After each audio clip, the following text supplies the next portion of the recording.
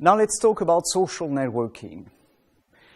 And let's talk about two social networks that shine and vanish before Facebook. It's a very interesting domain because social networking is about usage, it's about users. So the more users, the more value you've got. And these social networks had users long before Facebook came. The first one was Friendster. It was created in 2002.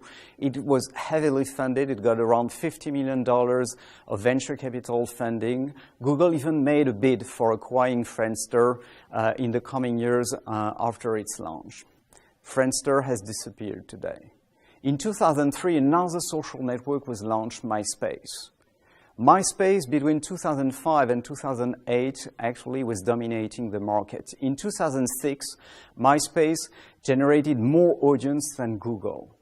Both social networks vanished when Facebook came. Facebook surpassed MySpace in 2008. The reason for that is very simple, actually. Both were profile-based and were missing the core social interaction that Facebook for the first time brought to the market.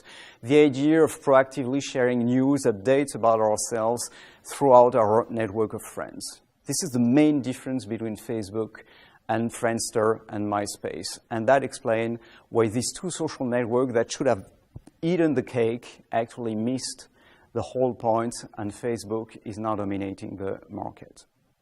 Let's stay in the social network world, and let's travel a little bit forward in time, where in 2010, two markets are booming. Smartphones on one side, social networking on the other side. So the idea of merging both for optimizing user experience became natural. And that's what Microsoft tried to do in 2010 when they launched Kin. What was Kin? A social phone, targeting at young users and trying to optimize social usage onto the phone. The Kin was removed from the market 48 days after launch, leading Microsoft to write off a $1 billion loss on the Kin. Why did it fail? It's hard to say. Probably because it didn't bring very significant incremental value, improvement in the usage as compared with the two smartphones that were extremely popular by that time, that were the BlackBerry and the iPhone. But interestingly enough, in 2013, a few years later, Facebook itself gave it a try. Facebook worked with a smartphone manufacturer, HTC, to design a phone with a proprietary user interface layer developed by Facebook. It was called Home. Like the Kin, that smartphone actually very quickly was removed from the market because it never made it. Probably the same explanation. The idea was good, but it didn't bring any significant value increment in the usage, in the social usage, as compared to other alternatives.